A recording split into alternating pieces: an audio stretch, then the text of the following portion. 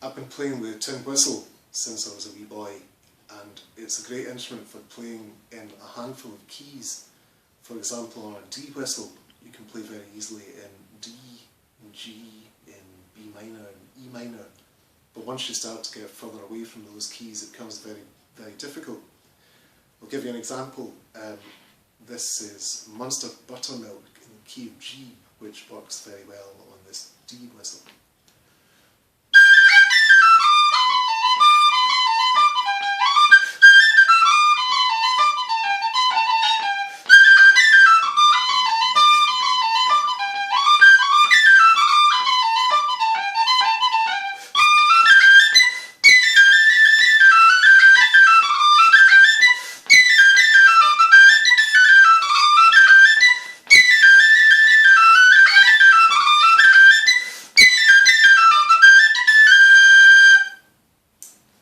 And now Eileen Curran in G minor, which doesn't work very well on a D whistle, as you're going to hear. This is going to be very short.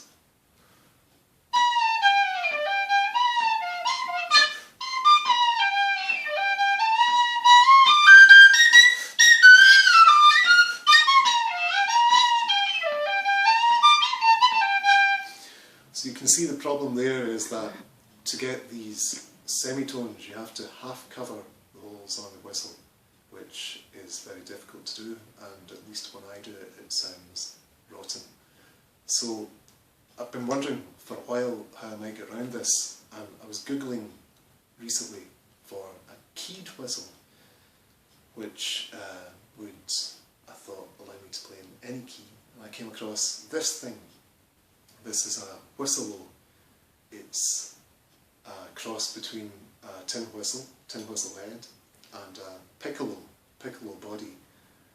And a piccolo is like a half-size flute. It's fully keyed, so it means you can play in any key, any scale. And this hybrid was kind of invented by a Canadian whistle maker called David O'Brien of O'Brien Whistles. So I ordered one from David, and it arrived a few weeks ago.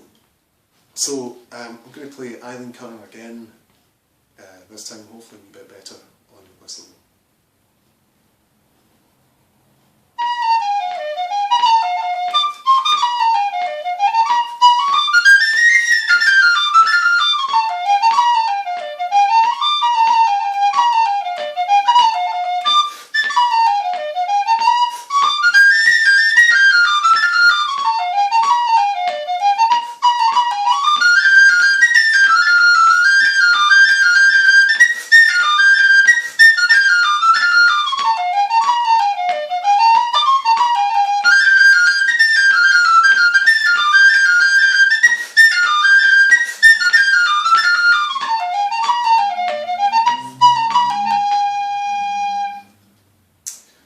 So you can see that we've got around the problem of half covering holes, because you don't actually put your fingers directly over the holes here, you press keys against them. And the keys, there's 6 main keys, I suppose, that your basic 6 whistle fingers play, but there's also keys that you can hit with your pinkies and your thumbs, which allow you to modify the pitch of what you're doing with the main fingers. So this would all be very normal for a flute player, somebody who's used to playing this way, because the piccolo is designed to be played like that. But David's innovation was to attach the whistle head, which means that people like me who can't play the flute have got access to all these extra notes. So one thing that's different about the whisolo versus the whistle is that these instruments are both in D, so they're both the same length. But on the whistle, playing with completely open fingering gives you a scale of D major. Whereas playing with the whistle, the same thing, gives you something slightly different. So you might notice there the third note I played, which is played by the 4th finger, or the first finger of the lower hand, is an F natural rather than an F sharp. So that's one thing that's a wee bit difficult to get used to. In order to play F sharp, you have to adapt your fingering from the regular whistle to the whisolo. But otherwise it's been quite straightforward to move from whistle to whisolo. One thing I expected to be an issue was that I actually play the whistle upside down as if I was left-handed. So I have my right hand above my left. Most whistle players would play left above right like this, but it doesn't really matter on the whistle because the holes are centred and the instrument is symmetric, so if you learn to play one way it's as good as the other. That's not the case though on the whistle, because a couple of these keys are offset to one side.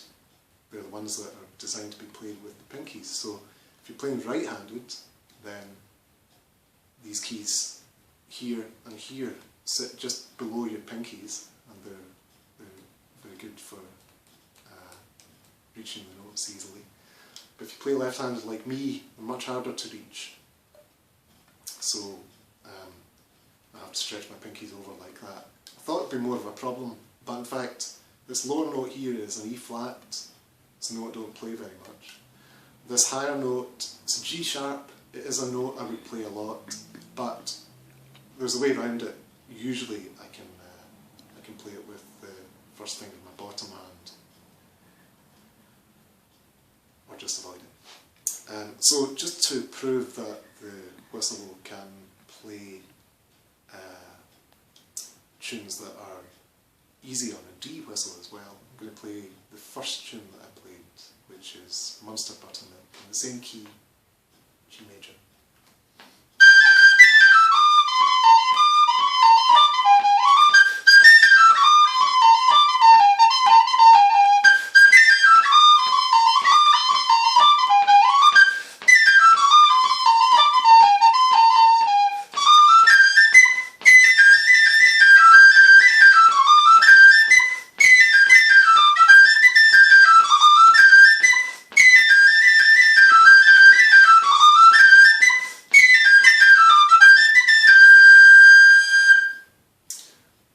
So that's it. That's been a very quick tour of the whisolo and how it differs from the whistle. David told me that he's only sold 6 of these, I think, so they're a very rare thing indeed. But I totally recommend them. They're very useful, and for somebody coming from a background of playing both the whistle and the fiddle, it now means that I can play a lot more of the traditional fiddle repertoire on this.